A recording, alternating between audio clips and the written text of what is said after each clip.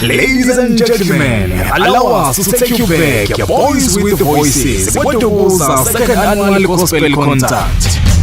Hosted in Truvine Community Church.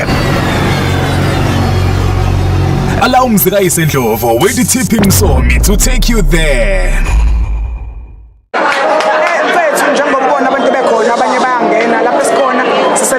Community Church lapho iBoys with Voices ihoste khona second annual gospel concert yayo. Lo mcimbi owesibili so sithe umnyusa ama level.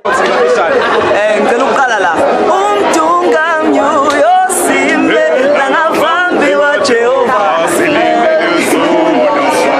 Hayi kahle kahle iBoys with Voices icappella group eyaqala eMafutane.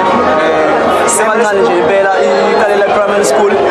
Bathi ngokuthandwa inkosi isama intweni yethu obani singamalindela kwiline-up mfethu kushule kakhulu kwiline up ngiqale nje ngithi abantu abahost imicimbi nizobathola kwiline up iBoys with Voices ukhona ubabo ukhona uSiphumelele Mbambo from Joyous sinothulani Mkokstad motivational speaker sinothina Zungu sinoAndile Mbili sebekhona nabanqobi with Voices uthandazana uTP wakamsomi angihambi ngedwa ukhona ungizi oyena ucamera director wethu kodwa njengamanje asikeni ngaphakathi sibone insizwa iphetheni bathethu ashoneni khona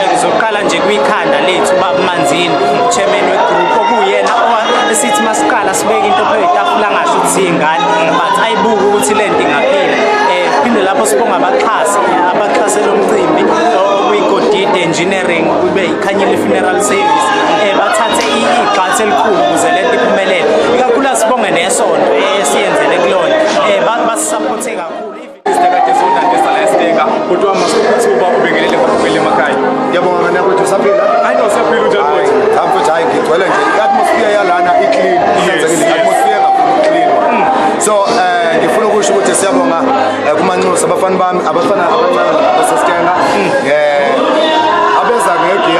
elithembisa kakhulu njengokuthi abadala noma lumeke kubona sizobaluleka nje kodwa into esiyithanda ukuthi bayalalela umculo namhlanje nokubona uhambe kanjani sesivala mfethu namhlanje uhambe kakhulu benesasa senkulu ama-artist onke athende ngekuphelela basigcinile isikhathi abalandeli basigcinile isikhathi so sibonga kakhulu asazi sibonga siphezi sipho